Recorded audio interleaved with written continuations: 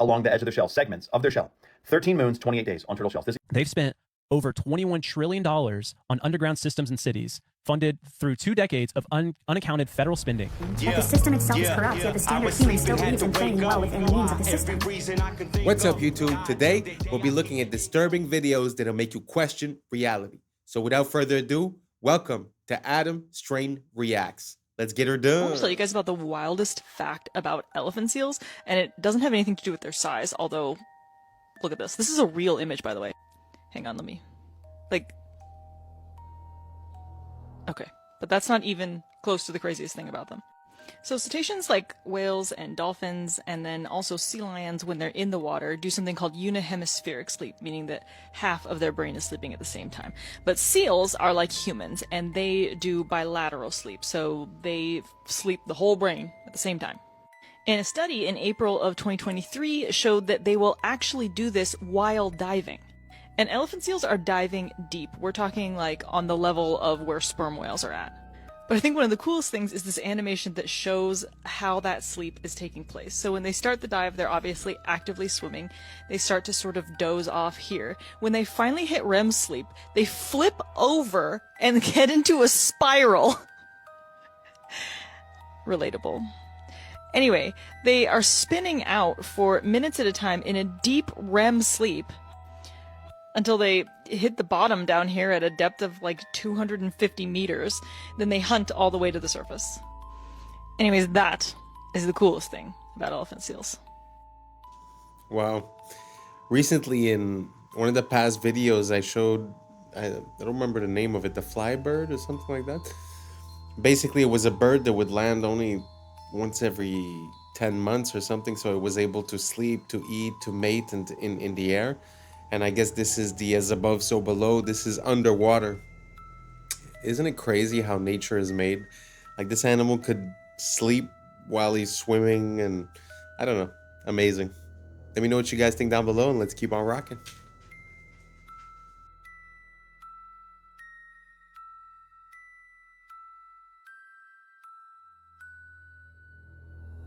Okay, I just found out something completely shocking about turtles.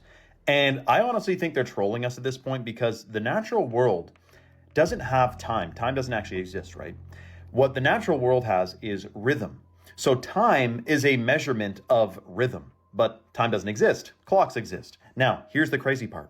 Turtles. I thought when I saw this post about lunar calendar on a turtle's back, that it was like some turtles, right? There's 13 carapaces in the middle of their shell, and there's 28 along the edge of their shell, segments of their shell. 13 moons, 28 days on turtle shells. This equals 364 days plus 1 day of rest. All indigenous peoples around the world knew the wisdom of the turtle and followed a 13-month calendar, as there are 13 moon cycles in a year and 27 to 29 days per cycle. It appears that 1 month was subtracted in order to sever the connection between people with the sun, the moon, and the stars, which are themselves a giant clock. But what I found out was it's every single turtle and tortoise. Sea turtles, the same thing, a giant clock on their backs. So we're talking about the Fibonacci sequence is in the turtles, of course, as it is in all biological life forms. But the calendar is also on every single turtle's back. And you may be thinking, well, why would they change the calendar? Well, yes, to sever the connection, to alter our perception, our vibration, our reality, just a little bit more. Another thing we have never been told about in school. Isn't that interesting? Instead, we're hearing about Pythagorean theorem and carbon emissions, and they don't tell us anything about this natural world. Shocking. Let me know your thoughts in the comments below and follow for more.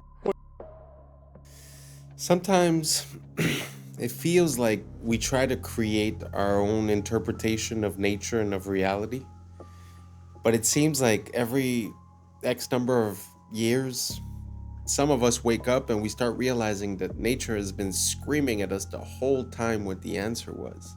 Can you imagine how time and chronology would have been encoded within these animals, and then after that to claim that all of the evolution of these animals is random due to the Big Bang? And how can you consolidate the encoding of this information within their physical appearance? I don't know. To me, it amazes me. I love this world and I love learning more about it. And hopefully you guys do too. Let me know down below and let's keep on rocking. You're absolutely right, Judge. You know, what we have to look at is the president is the chief executive officer of this corporation called the United States of America. Of this corporation called the United States of America. Now, haven't I been telling y'all on this platform for a long time that the United States is a federal corporation? The city of is a corporation. The state of is a corporation. Anything of is a corporation. Anything in all caps is a corporation. Under Title 28 U.S.C. 3002, Section 15, A, B, and C, the United States means a federal corporation, an agency, department, commission, board, or any other entity of the United States or an instrumentality of the United States. So you guys remember when we were in school and we used to pledge to allegiance. And obviously they make changes to these things over time because they rewrote history, his story. Let's go ahead and go with the 1954. I pledge allegiance to the flag of the United States of America and to the republic for which it stands, one nation under God, indivisible, with liberty and justice for all. But it says, I pledge allegiance to the flag of the United States of America and to the republic. That's two forms of government. I showed y'all on the $10 bill where the president has his back towards the republic. Remember, I pledge allegiance to the United States of America and to the republic. So he's got his back to the republic, which is we the people. And he's facing the Federal Reserve, the United States. He's facing the United States. And the United States is what? A corporation. The United... Well, you're absolutely right, Judge. You know, what we have to look at is the president is the chief executive officer of this corporation called the United States of America. Of this corporation called the United States of America. Now, haven't I been telling y'all on this platform for a long time that the United States is a federal corporation? The city of is a corporation. The state of is a corporation. Anything of is a corporation. Anything... Wow. What's the difference between the country, the republic, and the corporation? It's very interesting to look into it. I don't know if you guys noticed, but he had the Morocco flag. If I'm not mistaken, it was the Morocco flag that was there.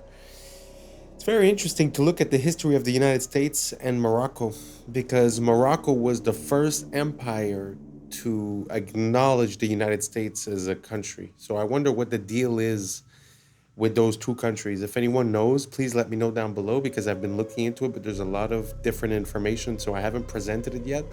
But if you guys have any information, please let me know down below. Thank you so much, and let's keep on rocking. But yeah, this leads into another thing that I want to talk about, which is we've talked about it a couple times, but like underground cities. Yeah. This lady, Yes. the Tucker Carlson interview. Yes. I don't know what this is. This is nuts. Okay. Former Bush administration official Catherine Fitz. She was just on Tucker Carlson's podcast. Cool. And she did this really deep dive. She said it took 2 years to find all these connections with somebody else. I forget who it was. But basically, they uncovered of what they know of are all these major underground cities that the U.S. has been building since 1988. Pardon? Dude, what? With a total of what they found, paper trail, they've spent over $21 trillion on underground systems and cities, funded through 2 decades of unaccounted federal spending. Money that vanished from the ledgers of the Department of Defense and the Department of Housing and Urban Development between 1988 and 2015. Well, it's happening. All this money is disappearing. They can't account for it. And she says, for sure, with what they know, is that there are 170 underground cities under the entirety of the U.S. and in the ocean. In 1984, George Orwell wrote, "It was always the women, and above all, the young ones, who were the most bigoted adherents of the party, the swallowers of slogans, the amateur spies and nosers out of unorthodoxy." He wasn't being misogynistic, he was making a psychological observation.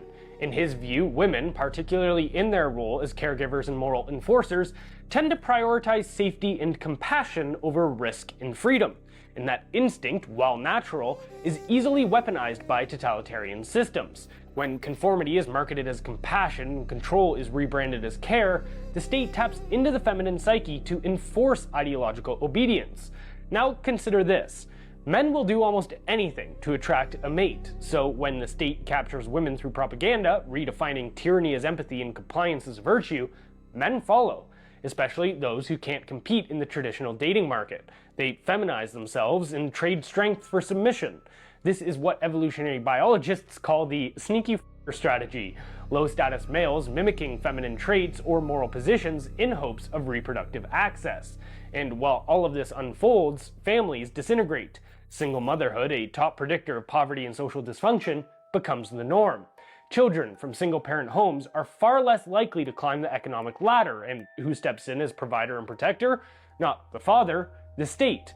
But here's the kicker. The state is funded disproportionately by men, so rather than supporting the women they married and raised children with directly, men subsidize the state, which in turn provides for women through social programs. Why? Because women have been propagandized to see every relationship as a power dynamic, except one with the state, which is ironically the centralization of raw power.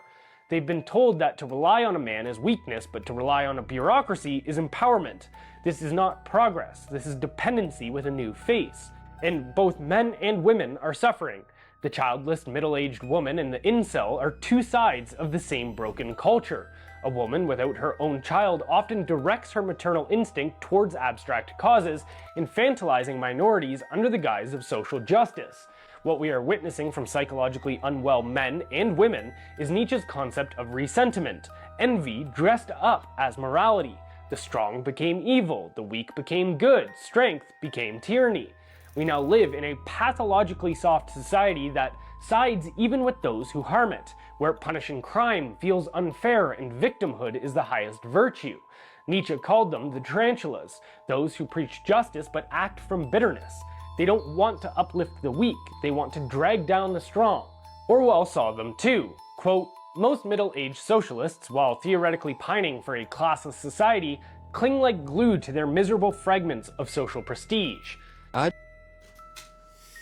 was pretty interesting. I mean, when you think about it, back in the days, you know, if you had the woman staying at home and the man working, you could say in a way that only half of the people were involved in politics and whatever the state was telling them. So you always had a part of the family unit that was the kids and the mother that were outside of that. And then the women started feeling like empowerment would be joining the workforce. But when you think about it from a monetary incentive, what better plan could you have than to have 2 salaries per household that you could tax, right? So it just feels like a long trap that's also having a lot of negative repercussions, like he said, you know, regarding the psychology and the way that men are reacting to it, and the way that we're identifying strength as evil and weakness as virtue, and also victimhood. Very interesting. It feels like these guys were talking about, you know, the psychology of a long time ago, but it really applies spot on to today. And I feel like that's a hint that the second we cracked the code of the human mind, it was used against us. And now we're seeing through this long process of maybe 100 and something years, we're able to see how, when, and why they've done the things that they've done and where it's brought us. Very interesting to look at it from a macro perspective. Let me know what you guys think down below. Do you agree, disagree? What do you guys think about it? And let's keep on rocking. Just chose to listen to the warnings that everyone ignored. When Steve Jobs came out and said, I will never give my children an iPad. You should never give your children an iPad. They will mess them up more than anything you know. When he physically said that, do not give your children an iPad, I chose to believe that a little bit. When Microsoft's executive, Pierre Laurent, then followed that up by saying, there is a war for the eyeballs of children and no one has done a long-term study into the impact of brains that these things are going to have. Don't give them to your kids. Like right from the off, the red flag was there for me. This wasn't Jordan with his schizo thoughts. This was me looking at the execs of Microsoft and Apple. Like one of them said he would willingly take hand-to-hand combat than give his child an iPad. These people in Silicon Valley put their children in an entire different education system. Steiner Waldorf education, where there's no electronic devices until 12. Because the brain physically cannot comprehend this amount of flashing lights and dopamine. Like it can't. And then people say, oh yeah, but your kids are going to be less good on technology. No, they're not. Because the rate of technological development right now is so quick that iPads are irrelevant in 12 years anyway. The children that are being given iPads and children that are getting aggressive and sulking when their iPad's being taken off them, I think that's going to manifest as some very dark stuff when they're an adult. I was lucky enough to get an education from Paul Chek, and he talked about Steiner extensively and brain development. I researched that, took my children in for an interview. My son Troy was in public school at the time, and he resonated with Waldorf like that. He started going to Waldorf at kindergarten, and my daughter also went through it. Most of those brain development years, the mind is myelinating 0 to 7, so your nervous system's being entrained, and we did the best we could to keep them off devices for the most part. And then when we got to Waldorf, that was the curriculum and template for the whole school. And I will tell you now that my children are 15 and 18, and it paid off considerably, and they have the experience where their brain developed, the imagination centers of the brain developed, and they didn't have stress with too much testing in public school, etc. My children are balanced, attentive, intelligent. They know how to use their imagination, their problem-solving skills. My son sees the effect of what this technology and devices are doing to the consciousness of his fellow student body. If you'd like a better reference of what's going on with these devices and dumbing down humanity, I recommend you watch Idiocracy, a 2006 documentary that was made by Mike Judge, and have a great day. Wow, that was pretty good. That movie, by the way, is epic. Idiocracy, amazing. If you guys have the opportunity, please do watch it.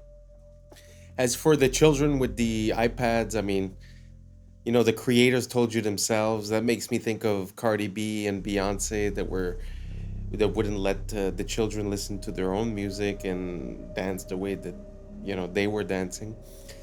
But also, to come back, at one point he said from 0 to 7 the brain is like myelinated. I don't know what that means exactly, but I'm supposing what it means is that there's no capability for processing. Really, everything is absorbed like a sponge. And that's why the Jesuits say, give me the child, and at 7 years old I will show you the man. And I think it's because of that processing. So not having devices and being the generator of ideas rather than the receiver of ideas for that period of time makes so much sense to me. Let me know what you guys think down below. Do you think that it's a tool and that it's very useful for kids to be on iPads at 5-7 years old? Or do you guys think that we should wait, like the Waldorf schools, until they're 12, until the neural pathways are different, or this or that? Let me know what you guys think down below, and let's keep on rocking. Wouldn't it be crazy if Hitler sent a secret Nazi Navy expedition to Antarctica during World War II in search of like the Holy Grail or aliens or something? Wouldn't it also be crazy if the U.S. responded by sending their own secret expedition to Antarctica during World War II, known as Operation High Jump? And wouldn't it also be crazy if back in 2018 a fitness app accidentally revealed secret underground bases deep within Antarctica?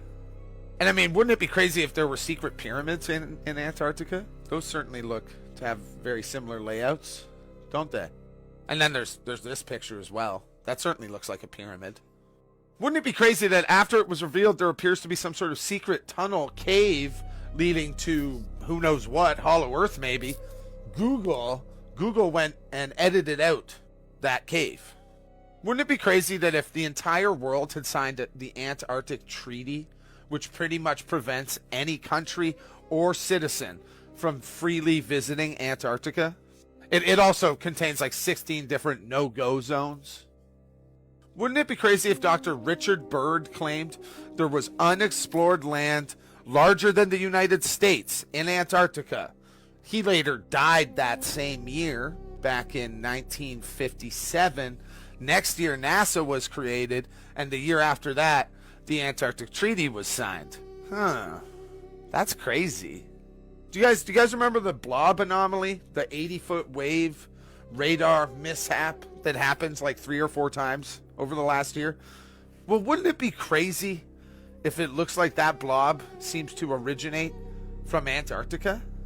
And I mean, wouldn't it be crazy if I suggested that maybe it's about time the rest of the world and people realize or understand or be told what the hell is going on in Antarctica?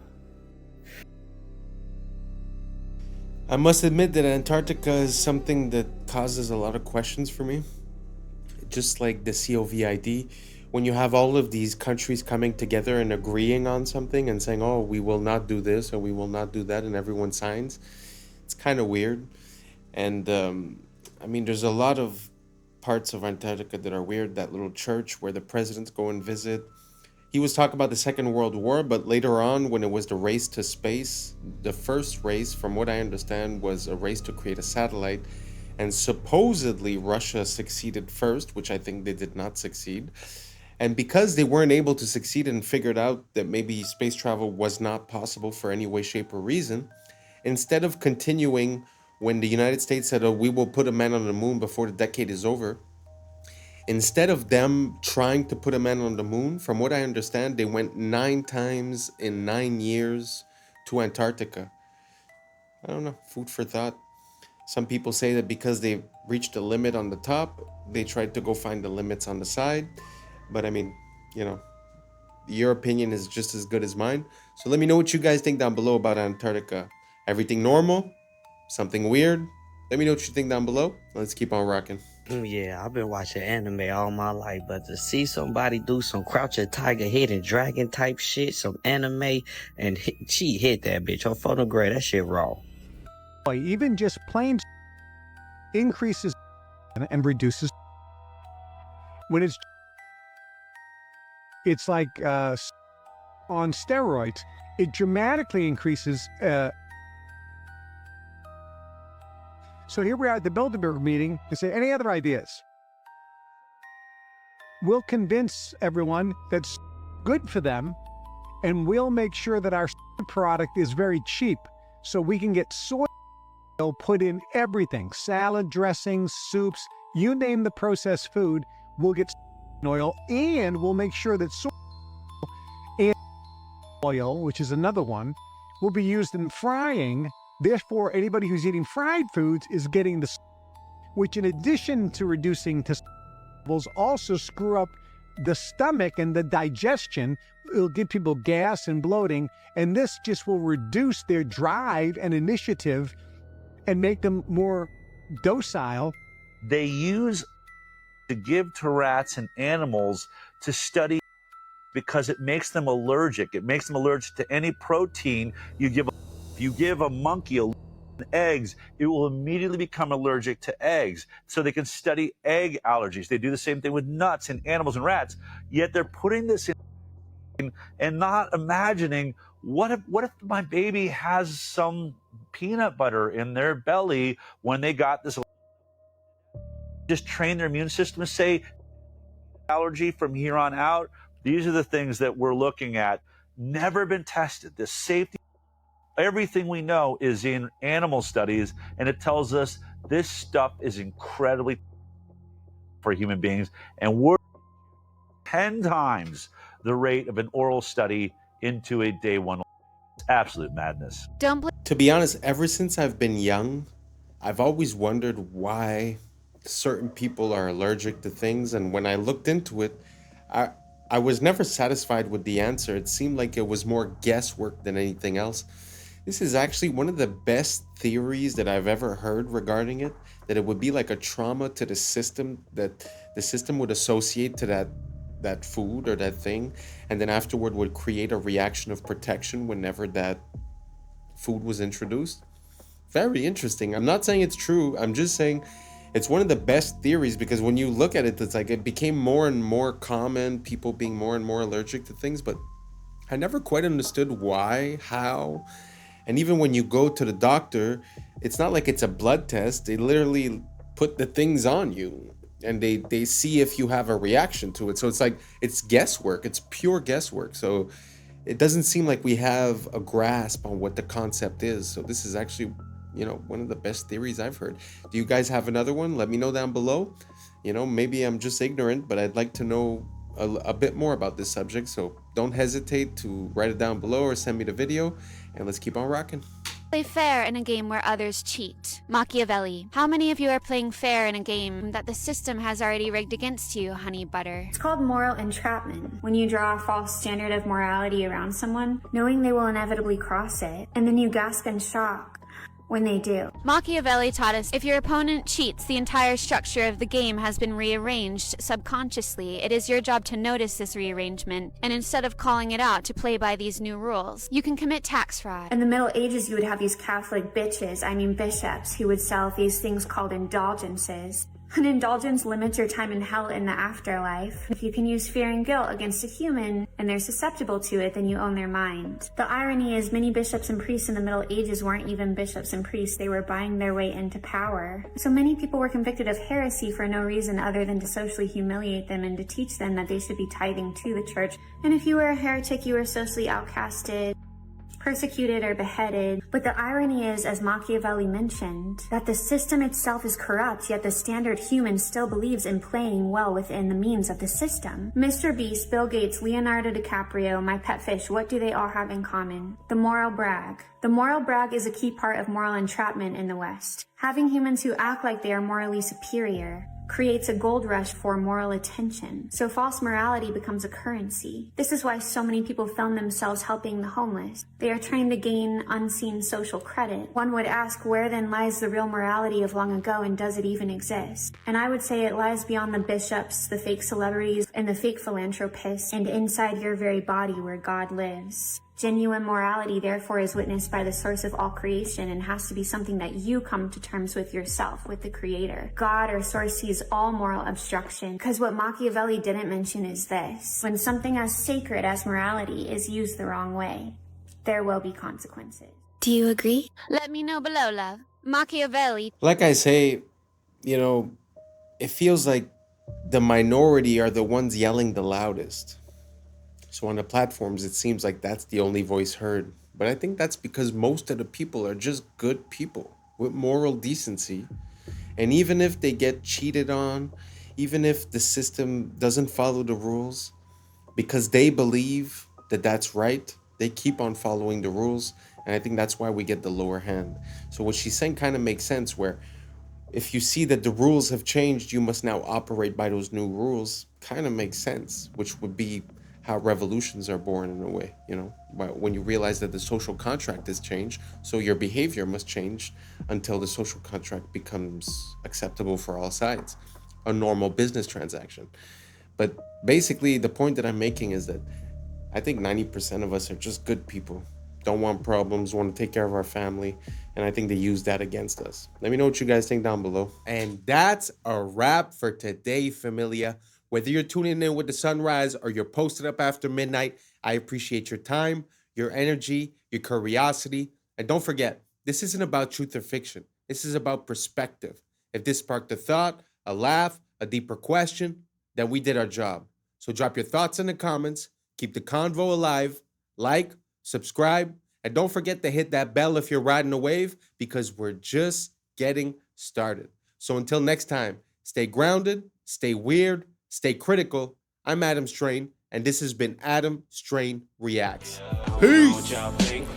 Now's the time for us to link up. Really think we on the brink up. Making a change from living the strange.